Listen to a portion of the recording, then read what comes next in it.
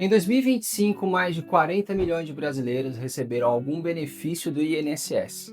Quando você conversa com aposentados, a queixa mais comum é a dificuldade em manter apenas com o benefício o seu próprio padrão de vida. E o intrigante é que pouquíssimas pessoas fazem alguma coisa enquanto ainda estão trabalhando para mudar esse cenário. E agora eu quero te fazer uma pergunta bem direta. Se o desconto do INSS no seu contra-cheque fosse opcional a partir de amanhã, você realmente investiria esse dinheiro todos os meses para a sua aposentadoria? Pensa com calma antes de responder. Porque na teoria quase todo mundo diz que sim, mas quando a gente olha para o comportamento financeiro real dos brasileiros, a história é completamente outra. Nesse vídeo eu não vou ficar falando mal de governo, não vou ficar fazendo promessa fácil e tampouco tentar empurrar ou influenciar você a comprar ideia de algum produto. Esse vídeo é sobre uma coisa só, sobre responsabilidade. Responsabilidade com o seu eu do futuro. A gente vai falar sobre o papel real do INSS e como ele chegou até aqui, o desafio demográfico que está esmagando o sistema e quase ninguém explica direito, e o que é a taxa de reposição e por que ela vai definir o seu padrão de vida na sua aposentadoria. E também porque previdência privada não é milagre, mas pode ser uma boa estratégia se você souber usar. No final, o que eu quero é que você saia desse vídeo com uma decisão diferente sobre o seu futuro. Porque se você tem cerca de 30 anos hoje, a chance é que você vai passar mais tempo aposentado do que os seus avós. Só que proporcionalmente vai receber menos. E ninguém está sentando para ter essa conversa difícil com você. Então, vamos lá. O INSS foi fundado em 1990, mas um dos principais projetos de previdência social no Brasil foi a Lei Eloy Chaves, de 1923, que levou o nome do deputado federal que iniciou esse debate, criando as caixas de aposentadoria para pensões de trabalhadores ferroviários. E isso foi há mais de 100 anos. Depois, ao longo do século XX, surgiram vários outros institutos para categorias específicas de trabalhadores. E somente em 1966, tudo isso foi agrupado no INPS, o Instituto Nacional de Previdência Social, que provavelmente os seus avós ouviram falar muito dessa sigla. Só em 1990 é que foi criado o Instituto Nacional do Seguro Social, o INSS que conhecemos hoje, unificando a gestão da Previdência no regime geral. Hoje, o INSS administra o regime geral de Previdência Social no modelo chamado de repartição simples. E esse é o ponto mais importante dessa parte. E o que isso quer dizer na prática? Quer dizer que quem está trabalhando hoje paga os benefícios de quem já está aposentado. Então, a primeira coisa que precisa ficar claro nesse regime é que não existe uma conta separada com o seu nome lá no INSS. Não é uma poupança individual. Trata-se de um sistema coletivo solidário, ou seja, você paga hoje para quem já se aposentou. E quando chegar a sua vez, quem estiver trabalhando naquele momento é que vai pagar a sua aposentadoria. Mas esse modelo depende de uma coisa: equilíbrio entre quem contribui e quem recebe. E esse equilíbrio está mudando rapidamente ano após ano. Segundo as projeções populacionais do IBGE, o Brasil está envelhecendo extremamente rápido. Mas o que isso significa na sua vida prática? Vamos puxar uma imagem mental aqui. Em 1980, para cada aposentado, havia cerca de 8 pessoas trabalhando. Hoje, esse número já está por volta de 3. E as projeções para 2060 apontam para cerca de 1,5. Traduzindo, imagina você sozinho tendo que sustentar a aposentadoria de 2 ou mais pessoas. É essa a tendência que a matemática está nos mostrando. Por que isso está acontecendo? Primeiro, a queda na taxa de fecundidade. Nos anos 1960, uma mulher brasileira tinha em média mais de 6 filhos. Hoje, o número está em 1,6, que é considerado o nível mínimo para a reposição da população. Traduzindo, tem menos gente nascendo. Segundo, a expectativa de vida. Na década de 1960, um brasileiro vivia em média cerca de 52 anos. Hoje, essa média já passa dos 76. Existem mais idosos vivendo mais tempo e claro que isso é uma notícia excelente, mas que cria um alerta enorme para a forma como a previdência social funciona hoje. O IBGE projeta que por volta de 2060, mais de 25% da população terá 65 anos ou mais. Ou seja, menos gente pagando, mais gente recebendo por mais tempo. Isso coloca uma pressão gigante no sistema de repartição, como o INSS. E para contornar esse cenário, ao longo dos anos foram necessárias algumas reformas nas regras de aposentadoria. Já tivemos a Emenda Constitucional 20 de 1998, que introduziu o tempo de contribuição e as regras mais rígidas para aposentadoria no setor privado e público. A Emenda 41 de 2003, que impactou principalmente servidores públicos, instituindo contribuição para inativos e teto para benefícios. A Emenda 47 de 2005, que trouxe ajustes adicionais nas regras de transição para servidores. A Medida Provisória 676 de 2015, que alterou regras de pensão por morte e instituiu a pontuação progressiva. E a mais recente, a Emenda Constitucional 103 de 2019, que estabeleceu a idade mínima de 65 anos para homens e 62 anos para mulheres no regime geral.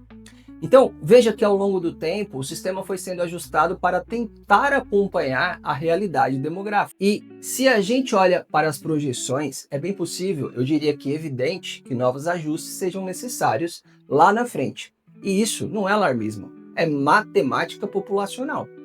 É realidade demográfica. Agora eu quero te apresentar um conceito que muda a forma como você pensa em aposentadoria. A taxa de reposição. Taxa de reposição é o percentual do seu último salário que você vai receber quando se aposentar. É muito fácil de entender o conceito. Veja um exemplo. Se você ganha 10 mil reais por mês e passa a receber 6 mil reais na aposentadoria, sua taxa de reposição é de 60%. Estudos atuariais internacionais mostram que, para manter o padrão de vida, uma taxa de reposição entre 70% e 80% costuma ser o ideal para muita gente. Agora vem o problema. O INSS tem teto que em 2026, ano em que esse vídeo está sendo gravado, de R$ 8.475,55. Agora deixa eu te dar apenas um dado no mínimo curioso. Lembra dos mais de 40 milhões de brasileiros que recebem algum benefício do INSS? Apenas 0,03% recebem o teto do INSS. Mas para fim de exemplo, deixa eu te apresentar o João. O João tem 40 anos e ganha 15 mil reais por mês. Ele tem uma carreira estável, paga aluguel, plano de saúde, escola dos filhos, tem um padrão de vida confortável. Na cabeça do João, a aposentadoria vai ser algo parecido com isso. Só que o teto do INSS é R$ 8.475,55. De uma hora para outra, o João teria que aprender a viver com um pouco mais da metade do que ele ganha hoje. A taxa de reposição do João ficaria por volta de 56%. Mesmo aluguel, mesmo plano de saúde, que a partir da aposentadoria será 100% arcado por ele e não pela empresa, as mesmas despesas fixas, metade da renda. Essa é a realidade hoje para muita gente que ganha acima do teto do INSS. E isso sem entrar na discussão de inflação futura ou de aumento da expectativa de vida. Então abre-se um gap, uma lacuna entre o padrão de vida que a pessoa tem hoje e o que a aposentadoria pública consegue entregar. E essa lacuna precisa ser preenchida por alguma coisa. E é aqui que muita gente espera que eu diga: faz uma previdência privada que está resolvido. Mas não é assim que funciona. Se você não mudou seu comportamento até agora, a previdência pode não ser suficiente para dar o rumo que você precisa para a sua aposentadoria. Antes de eu falar de ferramenta, a gente precisa falar de mentalidade e disciplina. Previdência privada é um tipo de previdência complementar particular. O próprio nome já diz, privada. Aqui sim, tudo o que você guardar é 100% seu. Ela é regulada pela SUSEP, que é a Superintendência de Seguros Privados, e de forma simples existem dois tipos, o PGBL e o VGBL.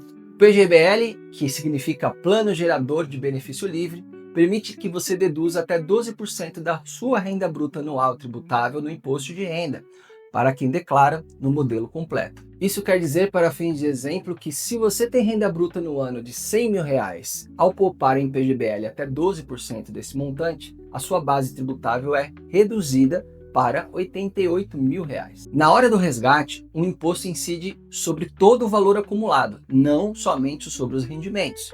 Já o VGBL, que é o Vida Gerador de Benefício Livre, não dá essa dedução na base tributável da sua renda, mas no resgate, o imposto só é cobrado em cima dos rendimentos, e não do valor total. Sobre tributação, você ainda pode escolher entre a tabela progressiva, que segue a tabela normal do imposto de renda, ou regressiva, que começa mais alta e pode chegar a 10% depois de 10 anos de aplicação.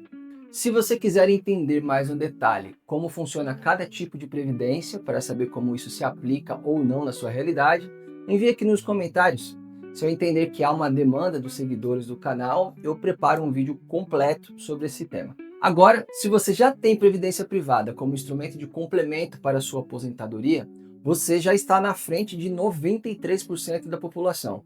E se esse for o seu caso, vou te falar 3 erros que destroem a performance de muita previdência privada no Brasil. O erro 1 é ignorar a taxa de administração. Uma taxa de administração a partir de 2% ao ano no longo prazo pode levar embora uma fatia enorme do seu resultado em 30 anos, por exemplo.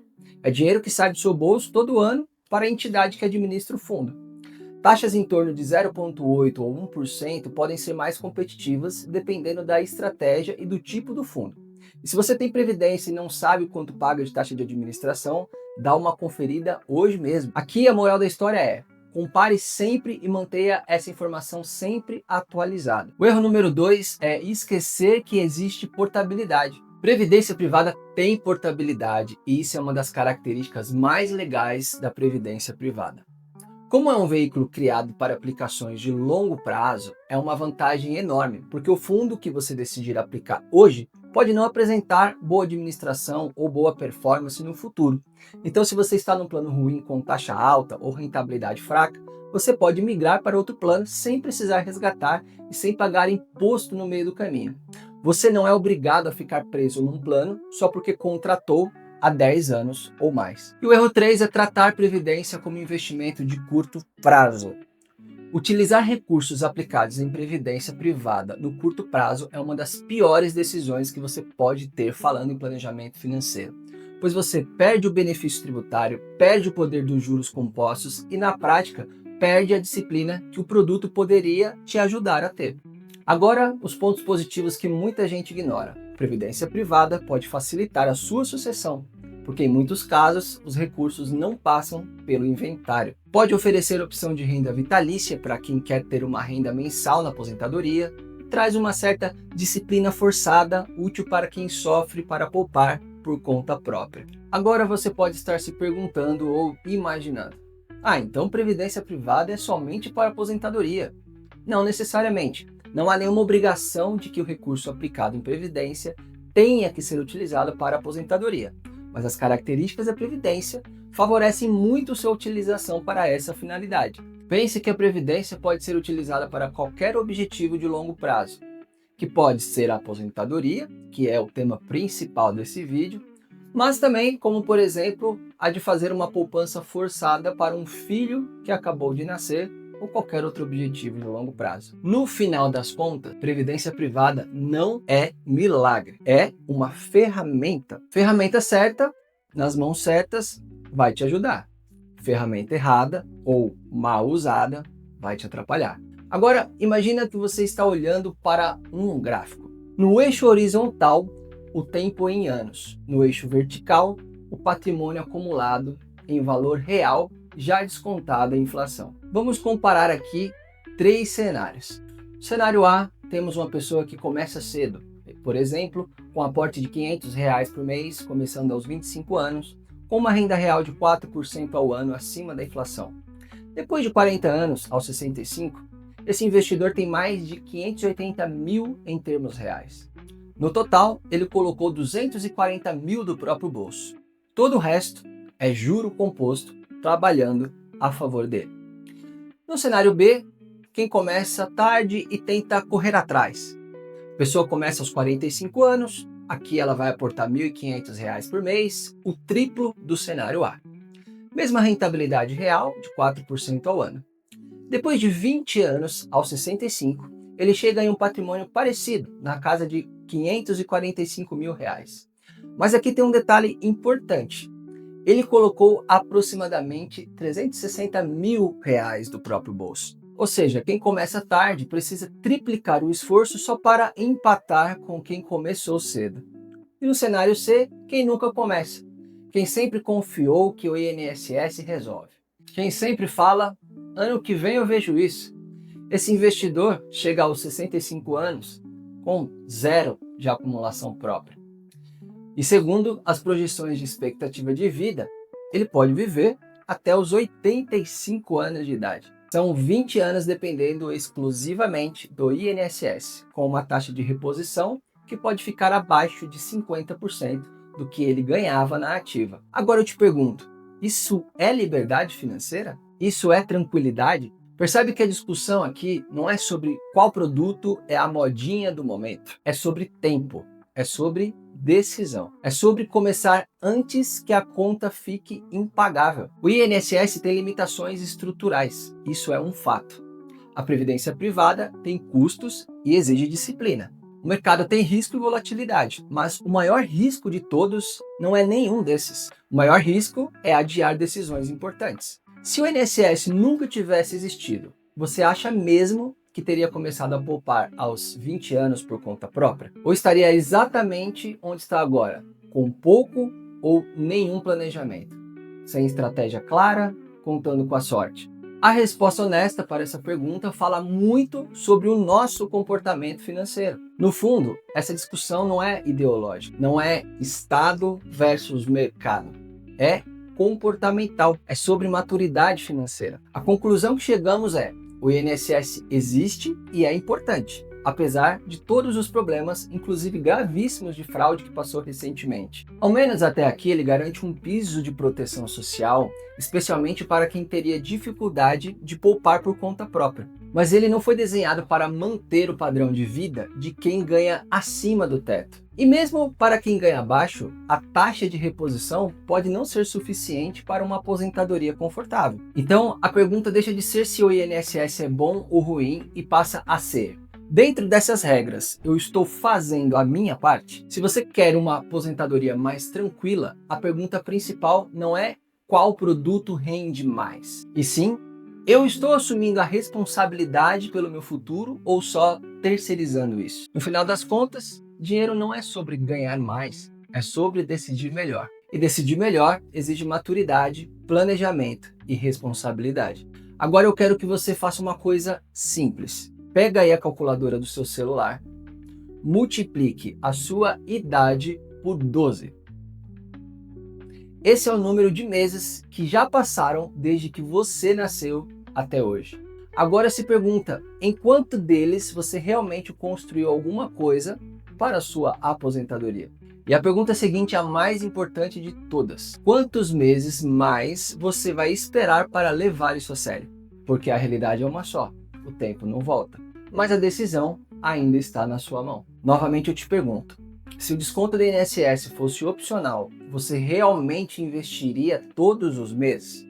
Responde aqui nos comentários se você estiver à vontade, com muita honestidade. Se esse vídeo fez você pensar diferente, salva ele, envia para alguém que precisa ouvir isso antes de ser tarde, porque responsabilidade financeira começa antes da urgência. E aqui na Profix a gente acredita numa coisa simples, mas muito poderosa.